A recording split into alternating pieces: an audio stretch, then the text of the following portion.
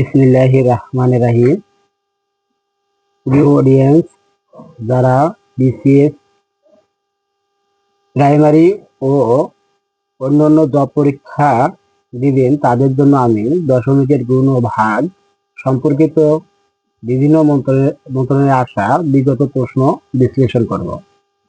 এখানে বলা হয়েছে 0.2 গুণন 0.1 সমান কত।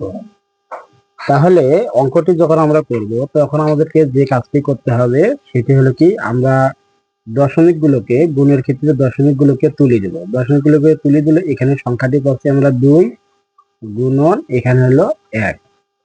যদি আমরা গুণ করি তাহলে 2 কে 2। এখন আমাদের লক্ষ্য করতে হবে এখানে 1 ঘর পর দশমিক, এখানে 1 ঘর পর দশমিক, তার মানে মোট 2 ঘর পর দশমিক। তাহলে এখানে আমরা একটি ঘর পাইছি, আর একটি বাম পাশে আরেকটি শূন্য দিব, তাহলে 1 ঘর 2 ঘর, 2 ঘর পর আমরা দশমিক দিয়ে দেবো। তাহলে সঠিক উত্তর হচ্ছে আমাদের 0.02। অপর একটি প্রশ্ন আছে 0.1 গুণন 0.01 সমান কত। আমরা আবারও দশমিক গুলোকে যদি তুলে দিই তাহলে আমরা এখানে পাবো 1 গুণন এখানে হচ্ছে 1 আর কি। তাহলে 1 আর 1 গুণ করলে কত হবে আমাদের 1। এখন এখানে 2 ঘর পর দশমিক 1 2, এখানে 1 ঘর পর দশমিক, তার মানে কি মোট 3 ঘর পর দশমিক হবে। যেহেতু মোট 3 ঘর পর দশমিক হবে তাহলে 1 2 3, এই 3 ঘর পর আমরা দশমিক দিলাম। তাহলে আমাদের সঠিক উত্তরটি আসতেছে 0.001। আমরা অপর একটি প্রশ্ন আমরা বিশ্লেষণ করব যে 0.31 গুণন 1.5 সমান কত। প্রশ্নটি এসেছিল মৎস্য অধিদপ্তরের হিসাব রক্ষক 2018 সালে।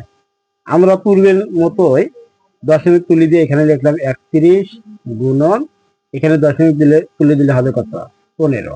এখন যদি আমরা গুণ করি 31 কে 15 দ্বারা গুণ করবো, 5 কে 5, 3 15, 3 5 15, 1 ঘর কেটে দিলাম, 1 কে 1, 3 কে 3। তাহলে উত্তর এসেছে 5 6 4, তাহলে 465। এখন আমরা দেখবো কয় ঘর পর দশমিক আছে। এখানে 2 ঘর পর দশমিক, এখানে আছে 1 ঘর পর দশমিক, তাহলে 3 ঘর পর দশমিক হবে 1 2 3, 3 ঘর পর দশমিক। তাহলে সঠিক উত্তরটি আসছে 0.465। 0.1 গুণন 0.001 এর মান কোনটি। আমরা দশমিক গুলোকে তুলে দিলে এখানে হবে 1 গুণন এখানে হবে আমাদের 1। আমরা যখন গুণ করব 1 1 গুণ করলে আমরা 1ই পাবো। এখন বিষয় হলো কি, এখানে দশমিকের পরে একটি ঘর বিদ্যমান, এখানে দশমিকের ঘরে 1 2 3 তিনটি ঘর বিদ্যমান, তার মানে মোট দশমিকের পরে 4 ঘর হবে।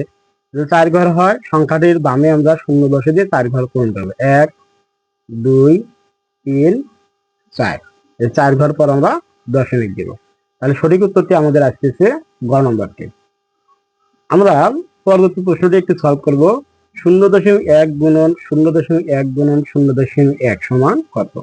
এই অঙ্কগুলো খুবই ইজি, আমরা অতি অনায়াসে দশমিকের গুণগুলো এখন করতে পারবো যদি আমরা নিয়মিত ভিডিওগুলো দেখি। তাহলে আমরা দশমিকের পরে দশমিক তুলে দিলাম 1, এখানে দশমিক তুলে দিলে হবে 1, এখানে দশমিক তুলে দিলে হবে 1।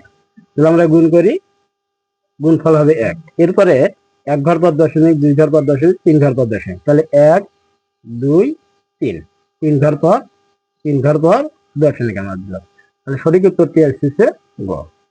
আমরা অন্য একটি অঙ্ক দেখব যে ওই দশমিকের গুণ, তাহলে এখানে দশমিক তুলে দিলে হবে 1, দশমিক তুলে দিলে হবে 5, এখানে দশমিক তুলে দিলে হবে 2। তার মানে গুণফলটি আসছে 5 2 10, 10 কে 10। এখানে 2 ঘর পর দশমিক, এখানে 1 ঘর পর দশমিক, এখানে হচ্ছে 1 ঘর পর দশমিক, তার মানে মোট ঘর সংখ্যা আসলো 1 2 3 4, 4 ঘর পর আমরা দশমিক দেবো আর কি। তাহলে সঠিক উত্তরটি আসছে আমাদের কত আসবে গ নম্বরটি, কারণ দশমিকের পরে শূন্যের কোনো দাম নেই, এই জন্য সঠিক উত্তরটি আসছে 0.001 আর কি। এরপরে আমরা ভাগের একটি অঙ্ক করব। ভাগের একটি অঙ্ক করব। 1 ভাগ এখানে দেওয়া হয়েছে কত 100, সমান কত। আসলে যদিও বা দেখা যাচ্ছে খুবই সিম্পল একটি ভাগ, তাহলে আমরা এটাকে লিখতে পারি 1/100। তার মানে কি 1/100 দ্বারা যদি আমরা ভাগ দেই তাহলে ফলাফলটি আসবে 0.01। সঠিক উত্তরটি হচ্ছে আমাদের গ। 4/0.125। যখন আমরা ক্যালকুলেশন করব তখন লিখবো 4/ভাগ 0.125। এই ভাগের অঙ্কগুলোর ক্ষেত্রে আমাকে মনে রাখতে হবে যে এখানে দশমিকের পরে আছে 1 2 3 ঘর, কিন্তু উপরে দেখো দশমিকের পরে কোনো ঘর সংখ্যা বিদ্যমান নেই। তাহলে আমরা 4 সংখ্যাটি লেখার পরে আমরা কি করব, দশমিক দিয়ে আমরা এখানে 3টি ঘর নিব, 1 2 3। এখানে 0.125। আমাদের এই ক্যালকুলেশনটার মধ্যে সুবিধা কি, আমাদের দেখা যাচ্ছে এখানে দশমিকের পরে 3 ঘর, এখানে দশমিকের পরে 3 ঘর, কিন্তু এখানে দশমিক দেওয়ার পরে শূন্যের ডান পাশে শূন্যের কোনো দাম নেই। কিন্তু দশমিক গুলো সমান হওয়াতে যদি আমরা দশমিক গুলো তুলে দেই তাহলে সংখ্যাটি হবে উপরে হচ্ছে 4000, নিচে হলো 125। এখন 4000কে 125 দ্বারা আমরা ভাগ করবো, যেহেতু শূন্য শূন্য বিদ্যমান, তার মানে এটা অবশ্যই 5 দ্বারা ভাগ যাবে। 5 × 40, 2টা শূন্য হবে, এটাকে 5 দ্বারা ভাগ দিলাম, 5 × 10, 25, 5 × 4 25। আবারও 5 দ্বারা যদি আমরা ভাগ দেই তাহলে মান আসতেছে 5 × 5, 3, 30, 5 × 6 30, 160। এখানে 5 দ্বারা ভাগ দিলাম, 5 × 4 25। তার মানে 160 ভাগ কত আসলো আমাদের, 5 আসলো। এখন এটাকে যদি আমরা ভাগ দেই, 160কে 5 দ্বারা ভাগ দিলে 3 × 5 = 15, 1 কাটে আসলো 10, 3 × 5 = 15, 1 কাটে আসলো 10, 5 × 10। তাহলে সঠিক উত্তর হচ্ছে আমাদের 32। আমরা আরো একটি ভাগের অঙ্ক লক্ষ্য করব। অঙ্কটি হচ্ছে 0.5 ভাগ 0.05। আমরা এইরূপ ভাগের ক্ষেত্রে যে কাজটি করব, আমরা দশমিকের পরে ঘর সংখ্যাগুলোকে সমান করার চেষ্টা করব। এখানে দশমিকের পরে 1 ঘর আছে, এখানে দশমিকের পরে আছে 0.5 আছে।